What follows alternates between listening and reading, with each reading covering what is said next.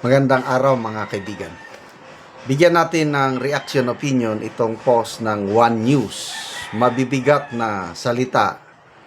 Pahayag ni dating Finance Secretary Benjamin Diokno na ngayon member ng Bangko Sentral ng Pilipinas Monetary Board. Ito.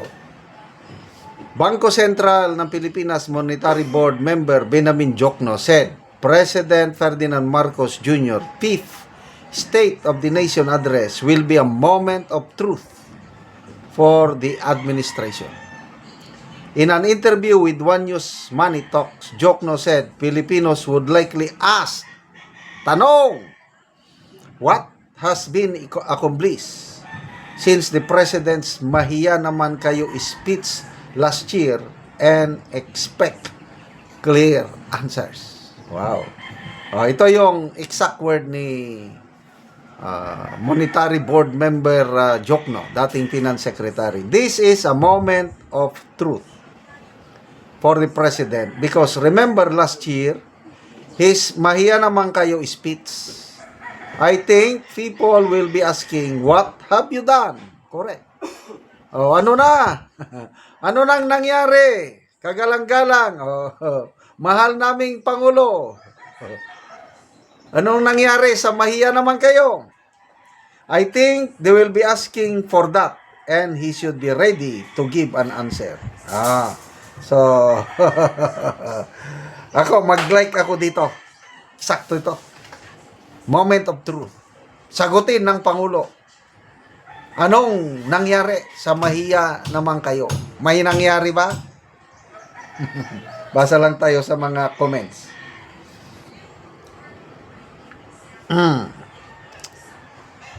Jayata, sabi niya, we already know what he's going to say.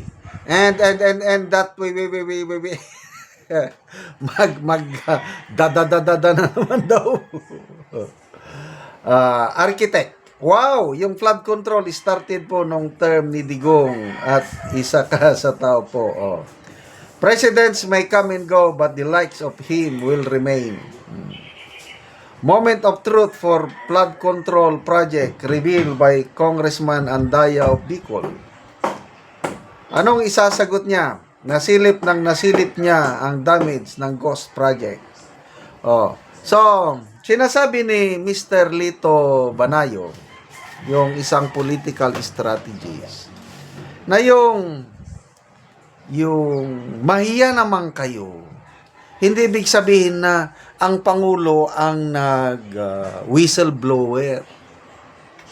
According to Mr. Lito Banayo na political strategist.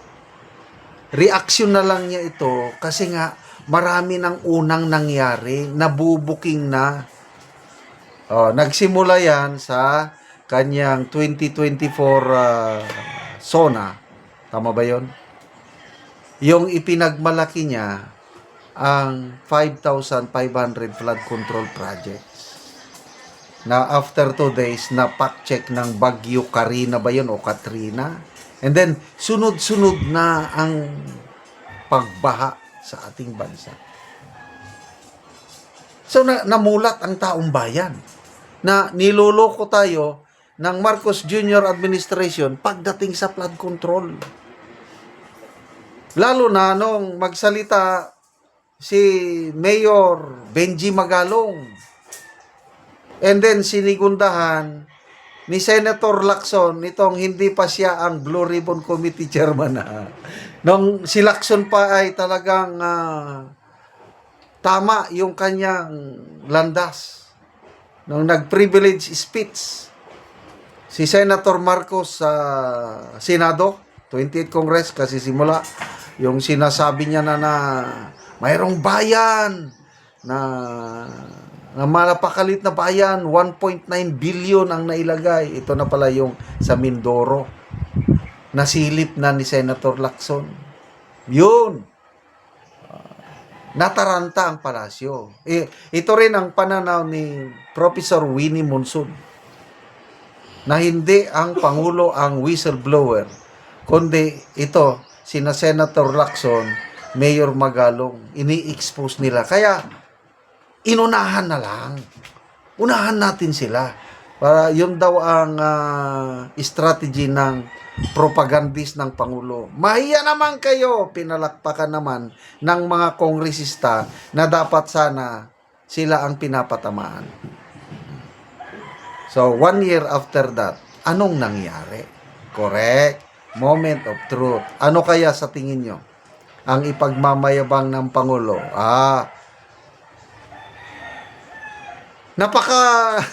Napakulong natin 2 senador. Yan siguro, sasabihin. Kailang naligtas naman ang 2 senador na bumalik. Yun lang. Oh, may 2 senador, ligtas na ligtas eh. Yung joke ni Attorney Chico na kapag tinanggap mo si Jesus Crispin, JC, imbes na Jesus Christ, Jesus Crispin, ligtas ka na, ang mga kaso mo nawala na at wala na, libreng-libre ka na. Ayun ngayon. Oh. So, ayan, napakulong ang 2 senador. Ligtas naman ang 2 senador. Oh, ang mga kongresista, nasaan na? Nasaan na yung ipinagmamayabang ni Ombudsman Boying Rimulya na pina-hold departure order niya na si Romualdez? May naisampa na bang kaso sa Ombudsman? Wala pa. Oh, kay kung sa ngayon, bago magsona, at ang napakulong sana ngayon, si Saldico at saka si Romualdez, nako. Papalakpak ako. Yes, may nangyari. May napakulong ng mga mastermind. Kailang nasaan si Saldico? Wala. Nandun na. Baka anytime from now, next year, approve ng kanyang asylum kung saang bansa yan. Nasaan si Martin Romualdez? Up to now, walang kaso. Nauna pang nakakulong si Jinggoy Estrada. Oh, saan yung may pagmamalaki? I don't know. Sige. Excited ba kayong makakinig sa kanyang sona? Ako, wala na. Baliwala na yan. Sona is speech only, no action. Yan ang ibig sabihin para sa akin ng sona. Salamat mga kaibigan sa inyong pagsubaybay sa channel na ito. Nakakatulong kayo ng malaki sa tribong Talandig ng Bukidnon dahil ang income natin sa channel na ito is pantulong sa tribo. Namimigay tayo ng libreng yero at pako para makapagpatayo naman sila ng mas maayos na tirahan. Panoorin nyo ang video na ito. So, mo ni ang matagaan, anak ni ante. So, to si ante. So, ang iyang anak ang nagpasan. So, pagkaluoy gud nila ante kay kuan ng balayo. So, mo nang itsura sa balay ni ante. So, ante, mo nang imong pinaskuan. Merry Christmas. So, mo na mong tabang gikan sa Ginoo. So, mo nilang kahimtang sa ilang buhan.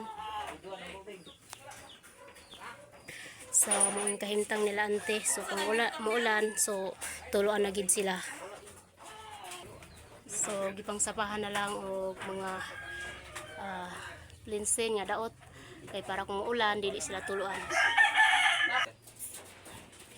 Ako pasalamat ang nakaabot ang panalangin diri sa ako. Busa di ay wala ko namatay sa sakit kay mo di ni akong gihulatan nga na ay motabang sa ako. So, pila na imong edad ante? 50 na. So, na kay mga anak. Na So, pila ka buk imong anak ante? 8 So, 8. So, tanan na sila ng eskwela ante. tanan. Ay. So, unsa di inyong pangunubuhian ante? Andra ka nang gabuhi ra og mano. Mag-uuma lang mo. Mag-uuma ra, magdaro. Dili sad amo ang kabaw kay gihilam ra sa amo. So, nganong karon pa mailisdan ang inyong atop ante o giyero? Karon pag yun Yeah. tungod sa among kalisod. Ako na ay among kwarta ko tugagid sa bugas nga ipalit nga tig usa ra ka gantang. So, asa da imong bana ante? Tuwa sa uma. So, nagtrabaho ang imong bana. So, ante, dako kayong pasalamat mo to ang among gihatag sa imuha nga atol pagyud sa Pasko ug Merry Christmas kay ante. God Salamat sa bless. Ginoo. Okay.